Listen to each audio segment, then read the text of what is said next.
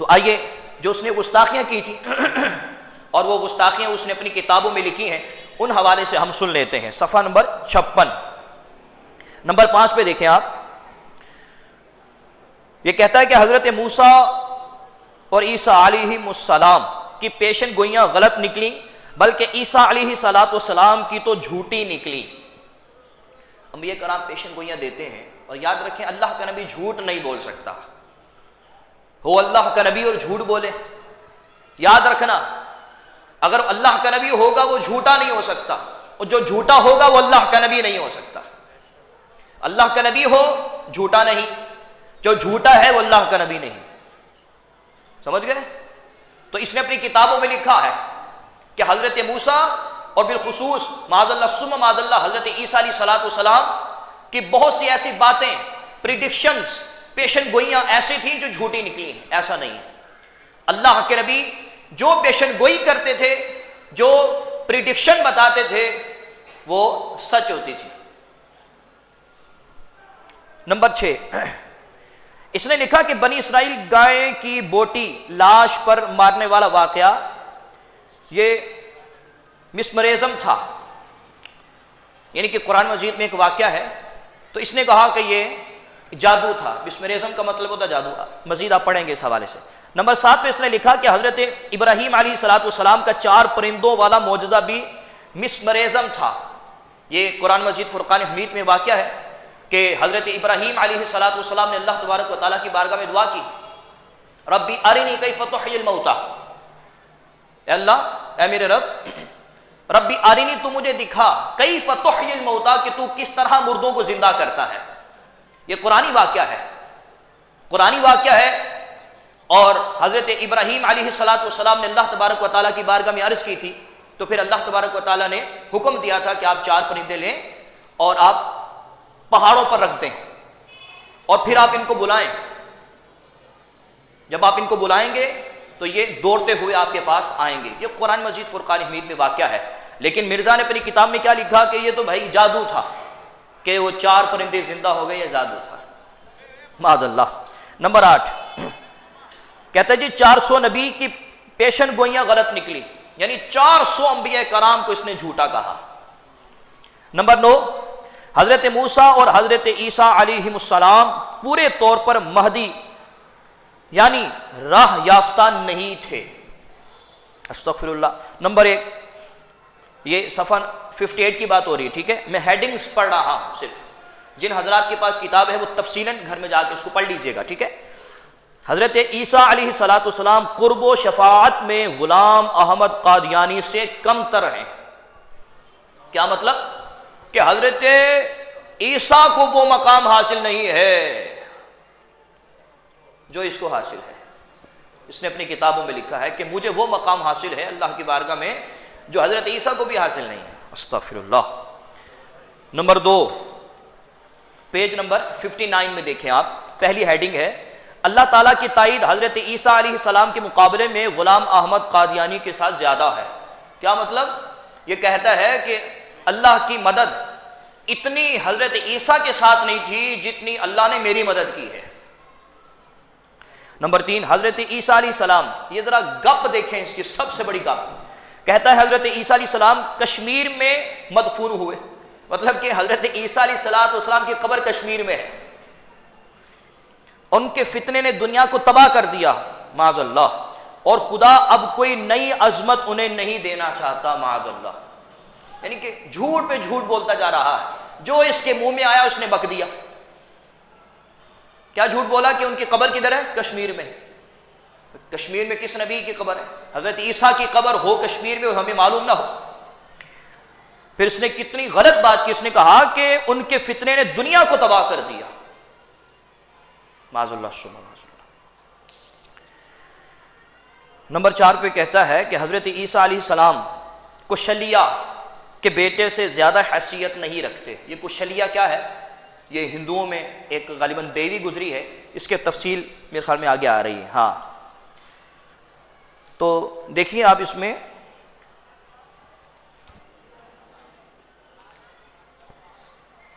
یہ ہندوؤں میں ایک غالباً عورت یا دیوی گزری ہے، تو اس کے حوالے سے مرزا کہتا ہے کہ حضرت عیسیٰ علیہ الصلوۃ والسلام کو شلیہ کے بیٹے سے زیادہ حیثیت نہیں رکھتے. اب کہاں ہندو عورت کا بیٹا اور کہاں اللہ کا نبی. نمبر 5 صفحہ 60 پہ یہ ہیڈنگ ہے حضرت عیسیٰ والی. حضرت عیسیٰ علیہ الصلوۃ والسلام اس زمانے میں ہوتے اپنے زمانے کی بات کر رہا ہے تو غلام احمد قادیانی سے بہتر کلام اور معجزہ نہیں دکھا سکتے تھے. یعنی کہ اگر حضرت عیسیٰ علیہ الصلوۃ والسلام اس زمانے میں ہوتے تو وہ مجھ سے بہتر کلام نہیں کر سکتے تھے. میں ان سے بہتر کلام کرتا اور ان سے بہتر معجزہ دکھاتا اگر حضرت عیسیٰ اس زمانے میں ہوتے. یہ غلام احمد قادیانی کہہ رہا ہے. نمبر 7 حضرت عیسیٰ علیہ الصلوۃ والسلام کی نبوت مضبوط دلائل سے ثابت نہیں ہے معاذ اللہ. نمبر 8 یہودیوں کے اعتراضات بہت مضبوط ہیں، مسلمانوں کے پاس مضبوط دلائل نہیں ہیں. اب یہ بات کون کر سکتا ہے بتائیے؟ یہودیوں کی سائڈ لی نا کہ مسلمانوں کے پاس اتنے مضبوط دلائل نہیں ہیں جتنے مضبوط دلائل یہودیوں کے پاس ہے. تو پتہ چلا کہ وہ یہودیوں کا عیسائیوں کا ہی پٹھو تھا، ان کا ہی پیروکار تھا، کیونکہ جو جس کا پیروکار ہوتا ہے اسی کے نعرے لگاتا ہے نا. مسلمانوں کو، اسلام کو تو تباہ کرنے کی کوشش کی اس نے چھوڑا کیا؟ نہ قرآن چھوڑا اس نے، نہ حدیث چھوڑی، نہ انبیاء کرام کو چھوڑا. جو اس کے منہ میں آتا رہا کہتا رہا. اور جب یہودیوں کی بات آئی تو آپ کے سامنے ہے کیا کہہ رہا ہے؟ یہودیوں کے اعتراضات بہت مضبوط ہیں اور مسلمانوں کے پاس مضبوط دلائل نہیں ہیں کہ ان کا رد کر سکیں. اگلے صفحے میں آ جائیں 61 میں.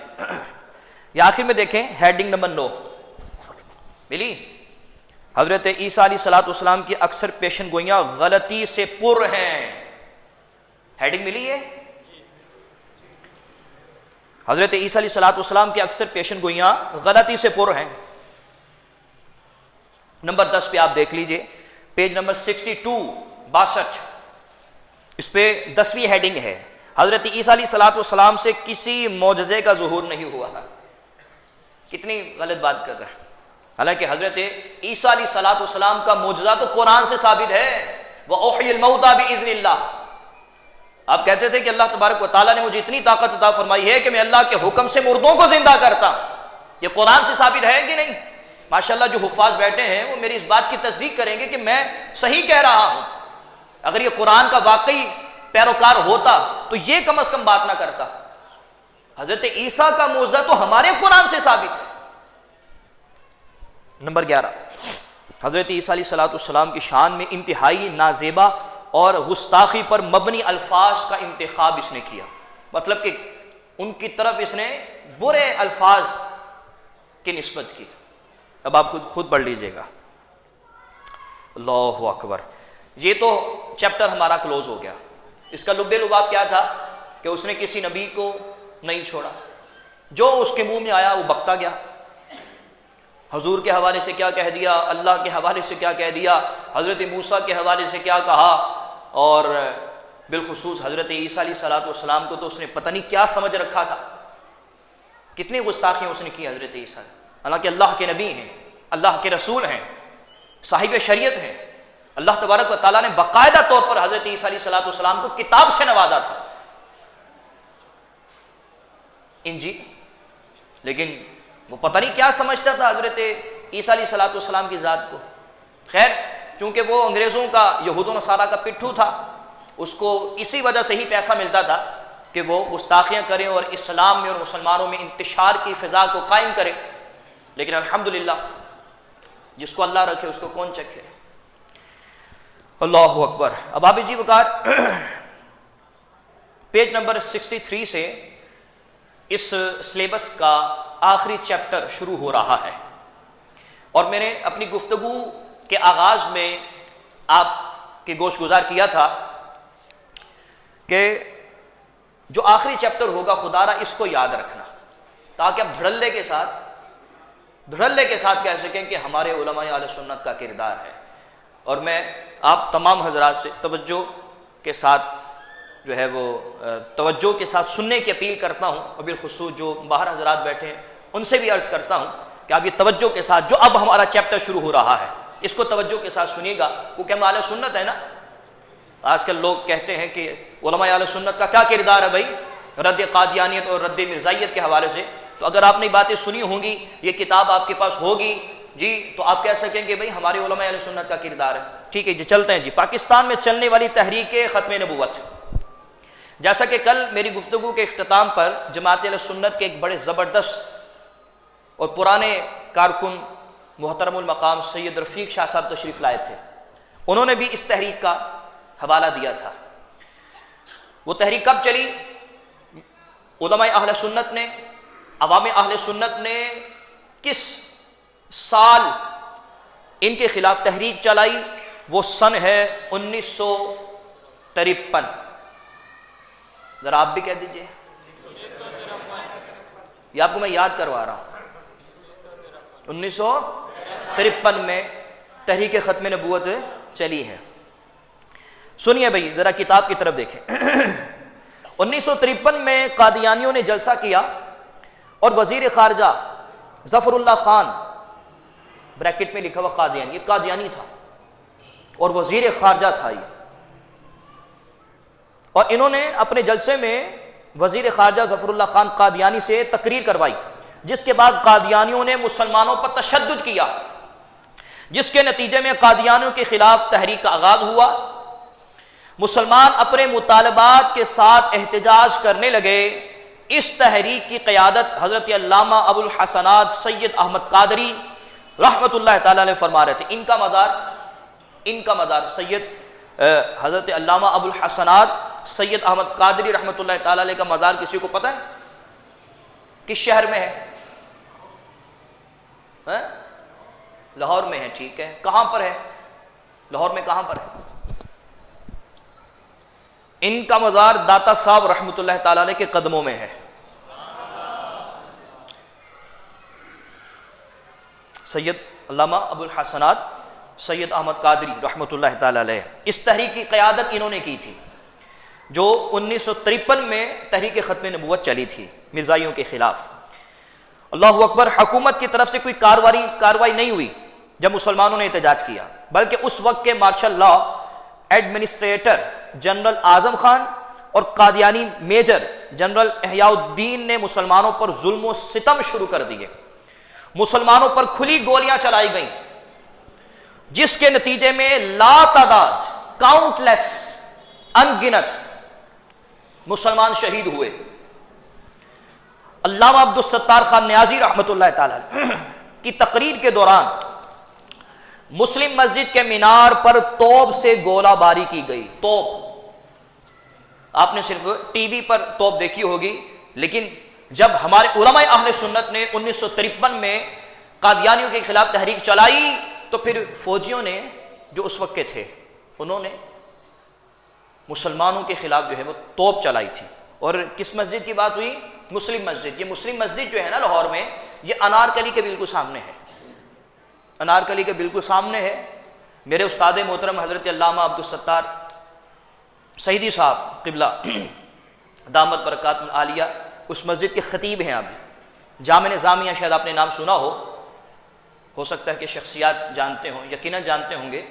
تو جامع نظامیہ سے تھوڑا سا باہر نکلیں تو اس کے سامنے ہی انارکلی ہے، اور جیسے آپ اس گلی سے باہر نکلتے ہیں تو پہلے ہی یہ بہت بڑی مسجد آتی ہے، مسلم مسجد، بڑی تاریخی مسجد ہے یہ۔ اس مسجد میں جو ہے وہ مسلمانوں کے خلاف خون ریزی ہوئی تھی۔ مسلم مسجد اور مسجد وزیر خان، یہ مسجد وزیر خان بھی یہ تاریخی اور قدیمی مسجد ہے، لاہور میں واقع ہے۔ فوجیوں نے جوتے سمیت گھس کر گولیاں چلائیں، ہزاروں مسلمانوں کو شہید کیا، سینکڑوں نہیں، ہزاروں مسلمانوں کو شہید کیا۔ لاشوں کے تین چار منزلہ ڈھیر لگ گئے، تین چار منزلہ ڈھیر لگ گئے تھے۔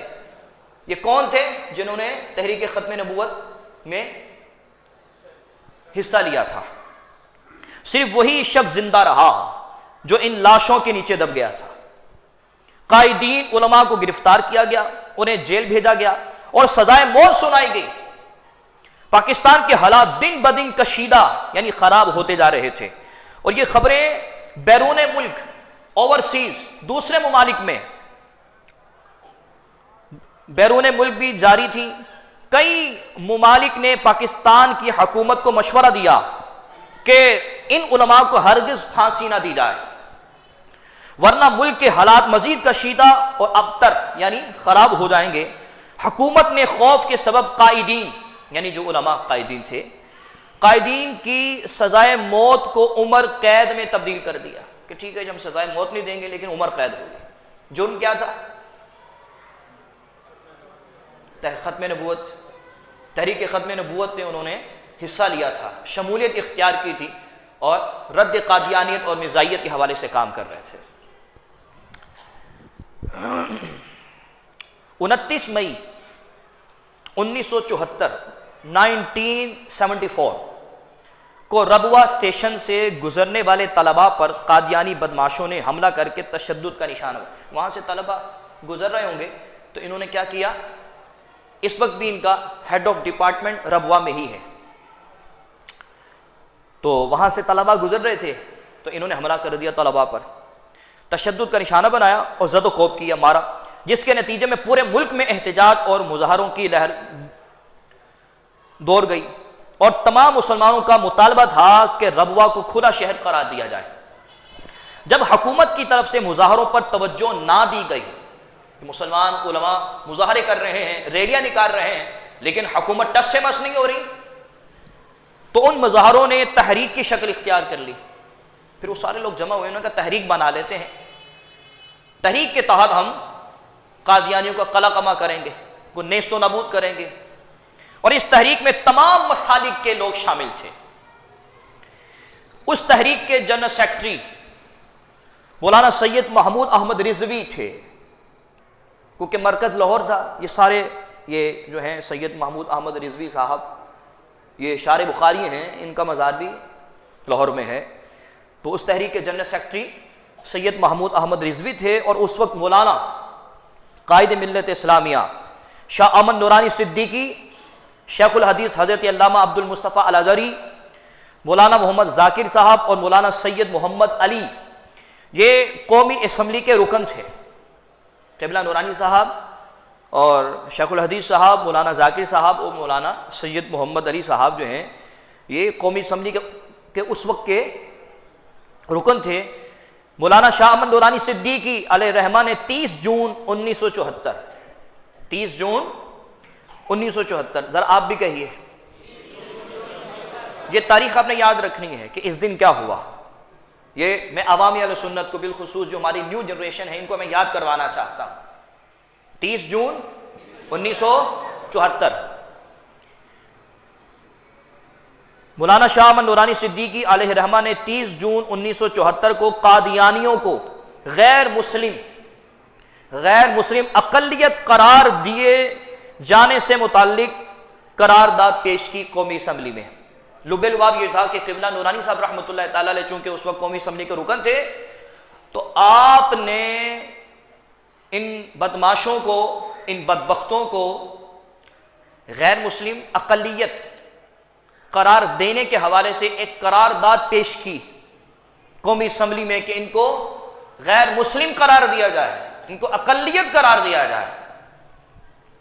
یہ بھی دیکھیں نا کس کا یہ کارنامہ ہے, دیکھنا ہے کس نے قرارداد منظور کی, قرارداد پیش کی, قبلہ نورانی صاحب نے. مسلک اہل سنت یہ ہمارا کارنامہ ہے, ہم نے قرارداد پیش کی, انہوں نے نہیں کی.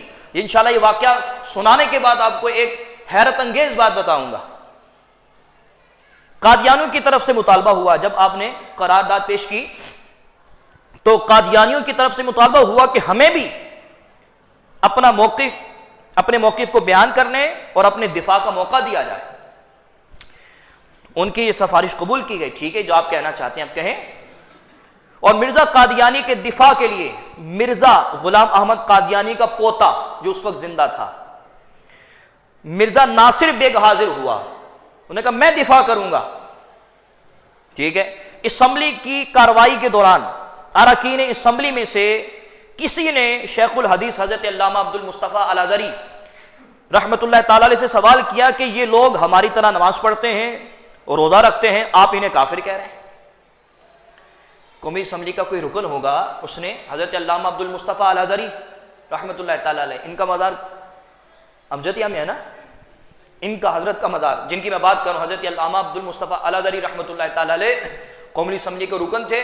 تو کسی اور رکن نے آپ سے سوال کیا کہ مولانا صاحب یہ لوگ ہماری طرح نماز پڑھتے ہیں، ہماری طرح روزہ رکھتے ہیں، تو آپ انہیں کافر کیوں کہہ رہے ہیں جب یہ نماز پڑھتے ہیں، روزہ رکھتے ہیں؟ اس وقت کے وزیر اعظم جناب ذوالفقار علی بھٹو صاحب کا بھی یہی سوال تھا، جس پر حضرت علامہ ازہری صاحب نے مرزا قادیانی کے پوتے سے سوال کیا کیا کہ اگر کوئی شخص مرزا قادیانی کو نہ مانے تو تمہارے نزدیک وہ کون ہے؟ جب وزیر اعظم نے اور جو وہ رکن تھے انہوں نے علامہ ازہری صاحب سے یہ سوال کیا کہ یہ لوگ نماز بھی پڑھتے ہیں، روزہ بھی رکھتے ہیں، تو آپ ان لوگوں کو کافر کیوں کہہ رہے ہیں؟ تو اس موقع پر قبلہ شیخ الحدیث صاحب نے مرزا غلام احمد قادیانی کا جو پوتا تھا مرزا ناصر بیگ، اس سے سوال کیا کہ تم بتاؤ کہ اگر کوئی مسلمان، کوئی شخص مرزا غلام احمد قادیانی کو نہ مانے وہ کون ہے؟ تو اس نے پتہ کیا کہا؟ ذرا دیکھیے، مرزا ناصر نے فوراً جواب دیا کہ وہ ہمارے نزدیک کافر ہے، وہ ہمارے نزدیک کافر ہے. علامہ ازہری رحمۃ اللہ تعالی علیہ نے اسمبلی میں موجود لوگوں کو سمجھایا کہ قادیانی تمام مسلمانوں کو کافر سمجھتے ہیں، قادیانی جو ہیں تمام مسلمانوں کو کافر سمجھتے ہیں. جس پر ذوالفقار علی بھٹو کے ذہن میں یہ بات ٹکرائی اور انہوں نے پھر اس معاملے میں ذاتی دلچسپی دکھائی. پہلے تو وہ کہہ رہے تھے کہ نا مولانا صاحب وہ بھی تو نماز پڑھتے ہیں، وہ بھی تو روزہ رکھتے ہیں، آپ انہوں کافر کیوں کہہ رہے ہیں؟ جب مرزا کے پوتے نے یہ کہا کہ جو قادیانی کو نہیں مانتا، میرے دادے کو نہیں مانتا، وہ کافر، تو اس وقت پھر ذوالفقار علی بھٹو نے ذاتی دلچسپی دکھائی اور سلسلہ وار اسمبلی کے اجلاس ہوتے رہے، جس میں مرزا کے پوتے کو اپنا دفاع کرنے کا بھرپور موقع دیا گیا کہ جو تم بولنا چاہتے ہو بولو، ثابت کرو. لیکن وہ جھوٹا اپنی ناپاک کوشش میں ناکام رہا. بالآخر علماء اہل سنت کی کوششوں سے 7 سپٹمبر 1974 کو قادیانیوں کو قومی اسمبلی سے متفقہ طور پر غیر مسلم اقلیت قرار دیا گیا. قرارداد کب پیش کی تھی؟ اونچی آواز سے 30 جون کو پیش کی. فیصلہ کب ہوا؟ 7 ستمبر کو. اس دوران اجلاس ہوتے رہے، ہمارے علماء اہل سنت بھی دلائل پیش کرتے رہے اور مرزا کے پوتے کو بھی بھرپور اس کا دفاع کرنے کا موقع دیا گیا. لیکن اللہ تبارک و تعالیٰ نے ہمارے علماء کو فتح عطا فرمائی اور پھر یہ جیت گئے. اور پھر 7 سپٹمبر 1974 کو سرکاری طور پر انہیں غیر مسلم اقلیت قرار دیا گیا. یہ فگر آپ نے یاد رکھنا ہے. ایک تو فگر یاد رکھنا ہے اور دوسری وہی بات جو میں نے پہلے کہی تھی کہ اس میں دیکھیں کارنامہ کس کا ہے؟ علماء اہل سنت کا ہے. ایسا ہی ہے نا جی؟ قرارداد پیش کرنے والے کون ہیں؟ قبلہ نورانی صاحب ہیں. نورانی صاحب سنی ہے. ہمارے علماء اہل سنت نے کام کیا ہے. پاکستان میں قادیانیوں کی قانونی حیثیت اور ان پر پابندیاں. قادیانی مذہب کی بنیاد چونکہ فریب پر مبنی ہے، توجہ، اس لیے غیر مسلم قرار دیے جانے کے بعد بھی قادیانی اپنی حرکتوں سے باز نہیں آئے اور سادہ لوگوں کو دھوکہ دے کر اپنے جال میں پھنسانے کے لیے اپنے آپ کو مسلمان ہی ظاہر کرتے رہے. اسلامی شعار اور اسلامی القابات کا استعمال کرتے، اپنے مذہب کو اسلام کے طور پر ہی پیش کرتے. علماء کرام نے حکومت کو اس جانب توجہ دلائی اور ان کے اصرار و تحریک کے بعد اس وقت کے صدر پاکستان جنرل محمد ضیاء الحق نے 26 اپریل 1984 میں ایک جسے بولتے ہیں ایک رپورٹ آرڈیننس تیار کیا جسے اردو میں امتناع قادیانیت آرڈیننس کہتے ہیں. اس آرڈیننس کے مجموعہ تعزیرات پاکستان میں دفعہ 298 با اور 298 جیم کا اضافہ کیا گیا، مطلب کہ ان دفعات کا، ان آرٹیکلز کا اضافہ کیا گیا، ٹھیک ہے، جس کی روح سے قادیانیوں پر مندرجہ ذیل پابندیاں عائد ہوتی ہیں۔ یہ ذرا سنیے گا کہ جب علماء نے تحریک چلائی تو پھر ضیاء الحق صاحب نے آرڈیننس پاس کیا، اور پھر یہ جو پابندیاں میں بتانے لگا ہوں یہ پابندیاں لگیں، اور یہ آپ کو پتہ ہونا چاہیے۔ وہ کیا تھی جی بھائی؟ نمبر 1، محمد رسول اللہ صلی اللہ علیہ وسلم کے کسی خلیفہ یا صحابی کے علاوہ کوئی کسی دوسرے شخص کو امیر المؤمنین نہیں کہا جا سکتا۔ حضور علیہ الصلوۃ والسلام کے کسی خلیفہ یا صحابی کے علاوہ کسی کو امیر المؤمنین نہیں کہا جا سکتا۔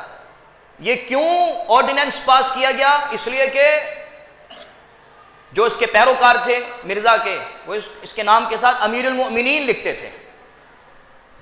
خلیفۃ المسلمین نہیں کہہ سکتے، اس کو کہا جاتا تھا، اور صحابی نہیں کہہ سکتا۔ اور مرزا نے اپنی کتابوں میں لکھا ہے، مرزا نے اپنی کتابوں میں لکھا ہے کہ چونکہ میں اللہ کا نبی ہوں اور میرے پیروکار، میرے چیلے جو ہیں وہ صحابی ہیں۔ نمبر 2، محمد رسول اللہ صلی اللہ علیہ وسلم کی ازواج مطہرات کے علاوہ کسی دوسری ذات کو ام المؤمنین نہیں کہہ سکتا۔ یہ اس نے کیوں کہا؟ کیونکہ اس نے اپنی کتابوں میں لکھا ہے، غالباً جو برہان قاطعہ نامی کتاب ہے یا فاتح اسلام کتاب ہے،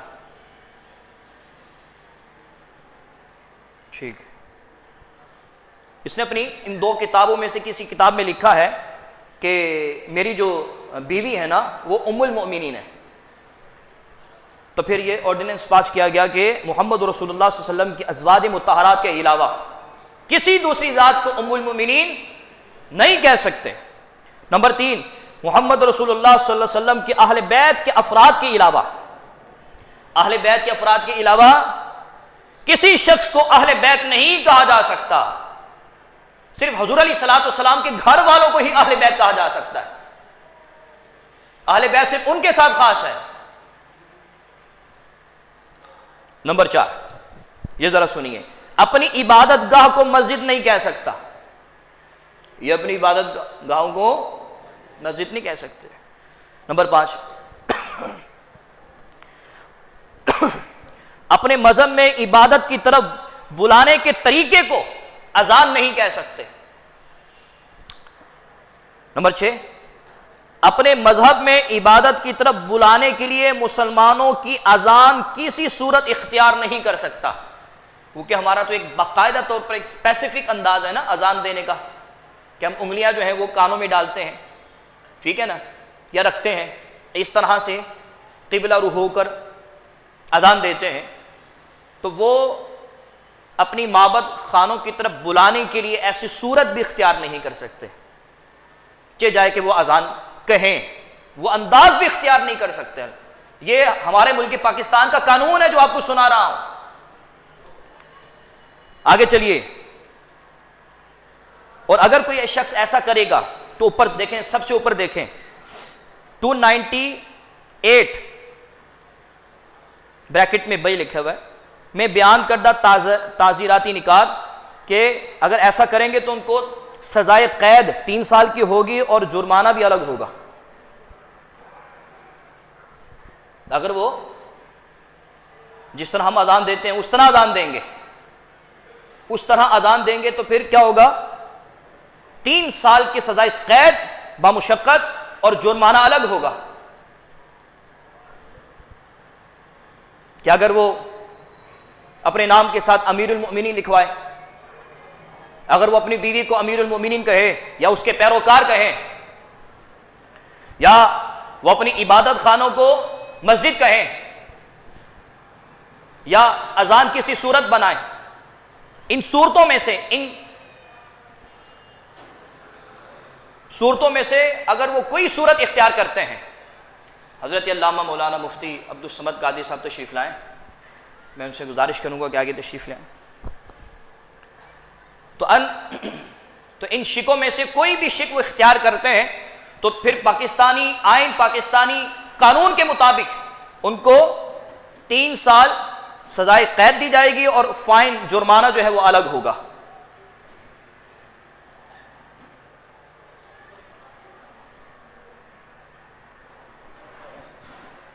آگے چلیں بھائی، اب جو میں سنانے لگا ہوں اس کی بھی سزا ہے کہ فائن جرمانہ ہوگا اور 3 سال کی سزائے قید۔ نمبر 1، قادیانی یعنی لاہوری گروپ کا کوئی بھی شخص خود کو بالواسطہ یا بلا واسطہ مسلمان ظاہر نہیں کر سکتا، یہ اپنے آپ کو مسلمان نہیں کہہ سکتے، یہ اپنے آپ کو مسلمان نہیں کہہ سکتے۔ میں ایک سپیچ ان کی سن رہا تھا تو یہ کہہ رہے تھے کہ یہ مسلمانوں کا ایک فرقہ ہے جس کا نام قادیانیت ہے، تو یہ کوئی فرقہ نہیں ہے۔ فرقہ جو ہے نا، فرقے کی ڈیفینیشن یہ ہے کہ جو اسلام کا فرقہ ہو، ان کا تعلق اسلام سے ہو، ان کا تو نبی الگ ہے، ان کے تو سارے معاملات الگ ہیں، تو یہ فرقہ نہیں ہے، یہ فتنہ ہے۔ تو یہ نہ تو بالواسطہ یا بلا واسطہ اپنے آپ کو مسلمان ظاہر نہیں کر سکتے۔ یہ یہاں پہ ایک لاہوری گروپ کا ذکر ہوا تو چونکہ ایک گروپ تھا جس کو لاہوری گروپ کہا جاتا تھا، اور یہ بھی سارے قادیانی مرزائی تھے، اسی کے پیروکار تھے، اور اس گروپ کا نام ایک تو جماعت احمدیہ نا، تو لاہور میں ایک گروپ تھا جو اس کا پیروکار تھا، اس کا نام تھا لاہوری گروپ۔ چونکہ ان کا تعلق بھی انہی کے ساتھ تھا تو ان کو بھی کہا گیا کہ جو اپنے آپ کو مرزائی اور قادیانی کہتے ہیں وہ اپنے آپ کو مسلمان نہیں کہہ سکتے کسی بھی صورت میں۔ نمبر 2، قادیانی لاہوری گروپ اپنے مذہب کو اسلام نہیں کہہ سکتے، اور آج وہ برملا جو ہے وہ کہہ رہے ہوتے ہیں کہ ہم جو ہے وہ اسلام کی تبلیغ کر رہے ہیں، ہم مسلمان ہیں۔ نمبر 3، قادیانی لاہوری گروپ اپنے مذہب کی تبلیغ یا تشہیر نہیں کر سکتے، تبلیغ اور تشہیر نہیں کر سکتے، لیکن یہ خفیہ طور پر پاکستان میں کر رہے ہیں، اوورسیز میں تو کر ہی رہے ہیں نا، لیکن پاکستان میں بھی خفیہ طور پر کر رہے ہیں، اور بہت سے ایسے کیسز آئے کہ پکڑے گئے۔ ایک پنجاب کا کیس آیا تھا کہ وہ کافی عرصے سے امامت کروا رہا تھا، اور جس طرح ہمارے ہاں امامت ہوتی ہے اسی طرح امامت کروا رہا تھا، تقریباً 25-26 سال اس نے امامت کروائی، کسی کو نہیں پتا چلا کہ یہ قادیانی ہے، یہ مرزائی ہے، لوگ اس کو اہل سنت سمجھتے رہے، جمعے بھی پڑھا رہا ہے، تقریریں بھی کر رہا ہے، تقریریں بھی ہماری طرح کر رہا ہے۔ ظاہر سی بات ہے 25-26 سال اس نے مسلمانوں میں گزارے ہیں، تو اگر وہ پہلے دن ہی بتا دیتا کہ میں مرزائی ہوں، قادیانی ہوں، تو پہلے دن ہی پکڑا جاتا۔ تو 25-26 سال اس نے مسلمانوں میں گزارے، اس کا مطلب کیا ہے کہ وہ نماز بھی مسلمانوں جیسی پڑھا رہا ہے جی، اور وہ جمعے بھی ہماری طرح پڑھا رہا ہے، عیدیں بھی پڑھا رہا ہے، سب کچھ کر رہا ہے، لیکن 25-26 سال کے بعد جو ہے پتہ چلا کہ یہ تو قادیانی ہے، یہ تو مرزائی ہے، اس نے تو ہماری نمازیں جو ہیں تباہ و برباد کر دی۔ تو پتہ چلا کہ ہمارے ملک عزیز ملک پاکستان میں خفیہ طور پر یہ کام کر رہے ہیں۔ نمبر 5، قادیانی لاہوری گروپ مسلمانوں کے مذہبی احساسات کو مجروح نہیں کر سکتے ہیں۔